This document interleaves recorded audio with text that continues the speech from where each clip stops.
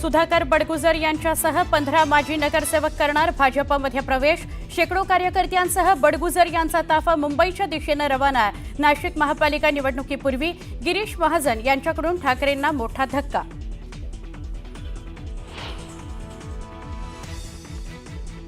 सुधाकर बडगुजर यांच्या भाजप प्रवेशाबद्दल मला माहिती नाही। भाजप प्रदेशाध्यक्ष चंद्रशेखर बावनकुळे यांचं वक्तव्य। बावनकुळेंच्या वक्तव्यामुळे बडगुजर यांच्या प्रवेशाबद्दल संभ्रम।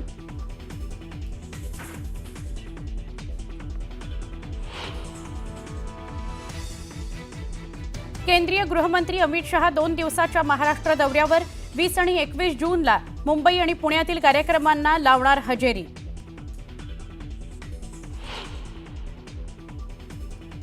राज्य मंत्रिमंडळाची आज बैठक। राज्यातील जुने पूल अतिवृष्टी नुकसानीबाबत चर्चेची शक्यता।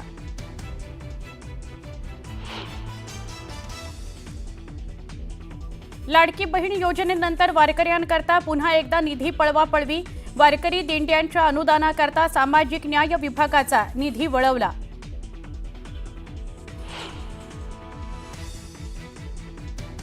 राज्यातील विकास प्रकल्पांमधील कंत्राटदारांची सुमारे 90,000 कोटी रुपयांची देणी थकीत।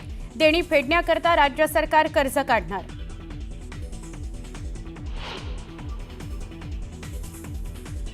संतोष देशमुख हत्या प्रकरणी बीडच्या विशेष न्यायालयामध्ये आज सुनावणी। वाल्मिक कराडनं दोषमुक्तीकरता केलेल्या अर्जावर सुनावणीची शक्यता।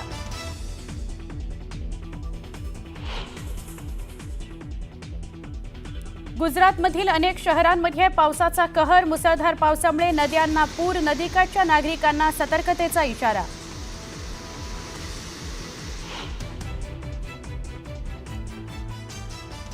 कर्नाटकमधील मंगळुरूसह परिसराला मुसळधार पावसानं झोडपलं। पावसामुळे शहरातील अनेक भागात पूरस्थिती। मुसळधार पावसामुळे नद्यांनाही पूर।